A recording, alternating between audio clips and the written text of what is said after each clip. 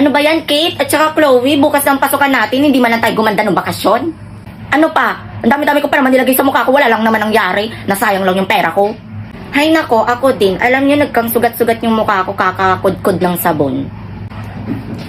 Mga ineng. Ano ba yon? Uy, Kate, huwag kang makiusap ng ganyan sa tao. Sama ng ugali nito. Oo nga, wala kang respeto. Ano po ba manang yung kailangan niyo? Baka may konting pagkain kayo dyan. Baka pwede akong makahingi. Eh paano yan? Ito lang ang meron ako. Isama mo na tong sa akin, Rowena. Yung akin din, oh. Ayan, para marami. Manang. Ito po, oh. Maraming salamat, mga ineng. Dahil dyan, gaganting palaan ko kayo. Ang taray ni Manang, may ganting pala. Ito ang mahiwagang kwintas. Kapag ito ay sinuot nyo, magiging bago ang itsura nyo.